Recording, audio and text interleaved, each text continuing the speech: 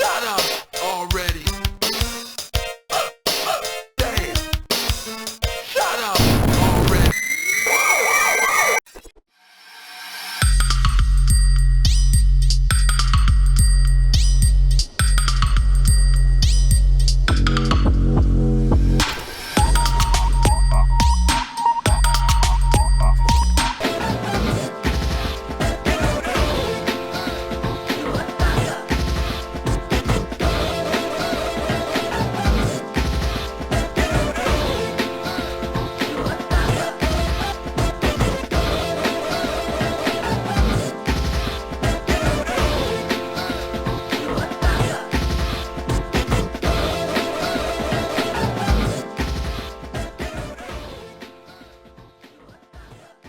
In the late 80s and early 90s, there was a Cold War of sorts going on in the arcades.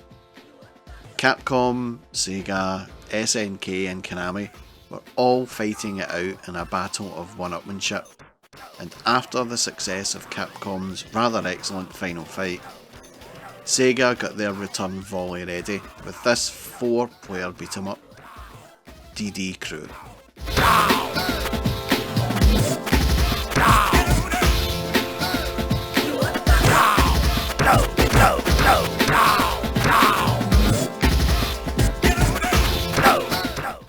Released in 1991 in a 2 or 4 player cabinet, the game sees you take control of one of the 4 heroes as they battle their way through a whole slew of ever repeating thugs over 7 different stages, ranging from fun parks to cable cars and everything in between.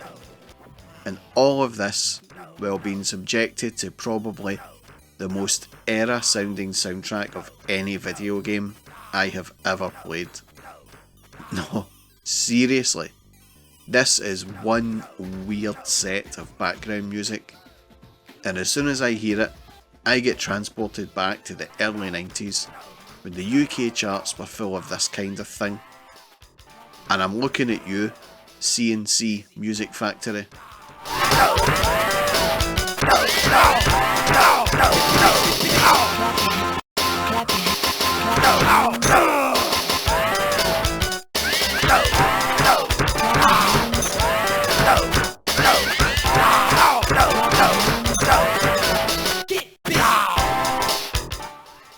The very intro of the game looks very enticing, and when watching this you would think this is worth a go, and when I played it, it was still a 30p a go game, which was now starting to become rare in the arcades.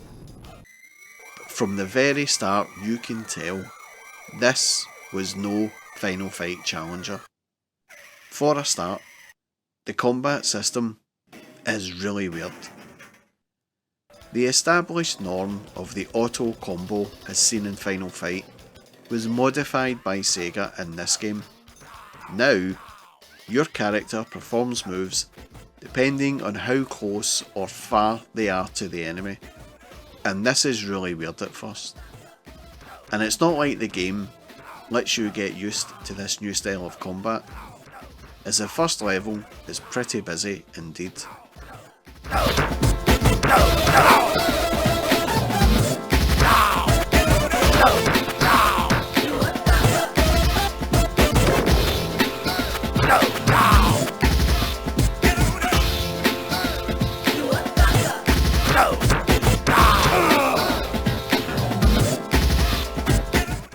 On top of this, DD Crew has no melee or clear screen attack.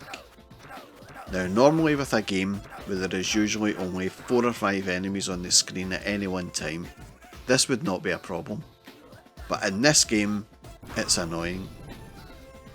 As with changes to the combat system brings about changes to enemy reaction, and after pounding on an enemy they get winded, I think is the best expression to use here.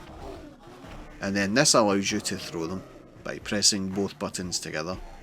But you need to be quick, as it's also not immediately obvious to the player at all.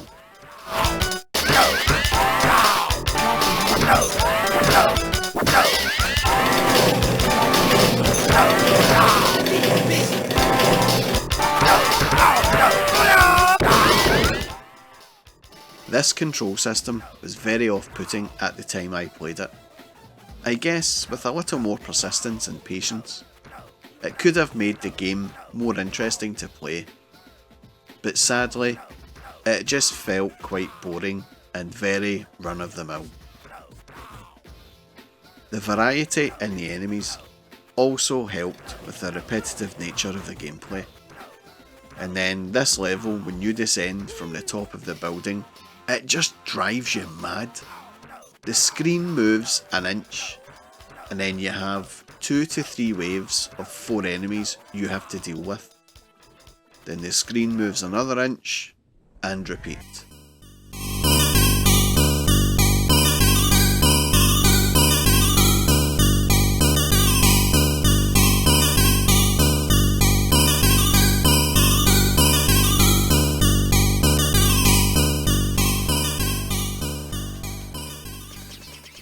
I would have been screaming my head off in the arcades had I stuck with it. Little tricks like that are put in to extend the level of a game, and it's a cheap trick. Just like the cheap trick of going through all of the level bosses again on the last stage. This boss gauntlet is another cheap trick to extend the game. But more than that, it always felt like a ploy to get the player to put in more money, as they would know they are near the end and will want to see the game through. And when you finally do complete it, this is your reward. How rubbish is that?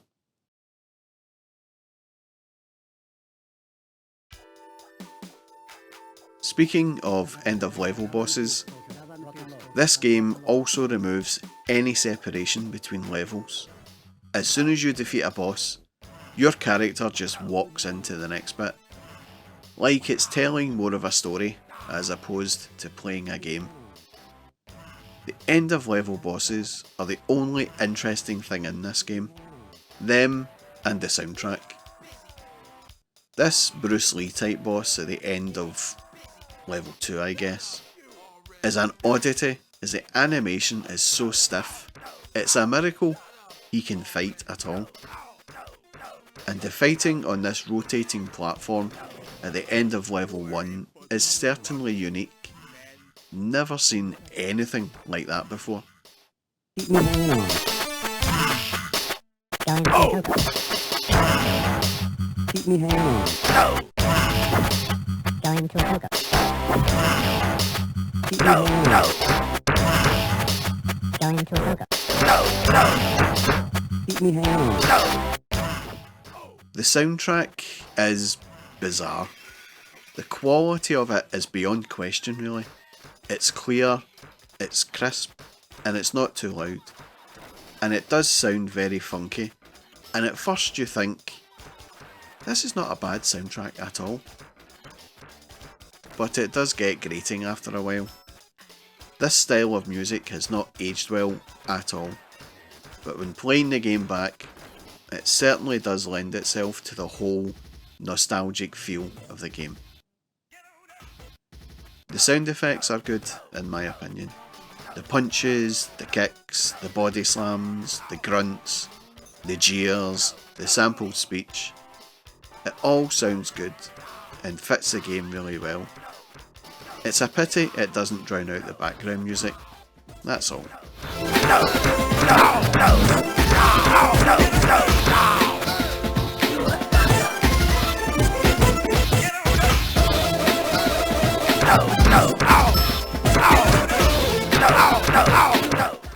The visuals are really good as well. The sprites are pretty large, and for the most part, well animated. Some of the backgrounds, especially in the early levels, are good also. But they don't match up to Final Fight, in my honest opinion. But I think that is also down to personal taste. I do prefer the look of Final Fight over DD Crew, but then there is nothing DD Crew does that is better than Final Fight. And for me, that was its biggest problem. That, and the fact that Sega released a far better 2-player beat-em-up on its Mega Drive console in the same year. it meant that this game was going to be a waste of time to port over to anything. And it never was. Commercially, it wasn't a total flop for Sega. It just wasn't the hit they hoped it would be. And in 1991, gamers were more switched on to one-on-one fighters now, and the belt scroll beat 'em up started to lose its appeal. But that's a video for another time. Anyway, if you like this video, then please do give me a sub and a thumbs up, or maybe even a comment or two below about your memories of DD Crew. And that's all from me, folks. Thanks for watching.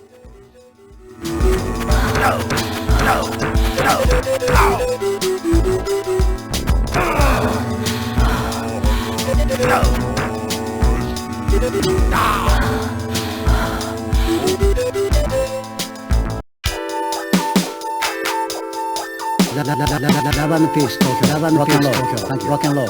Thank you.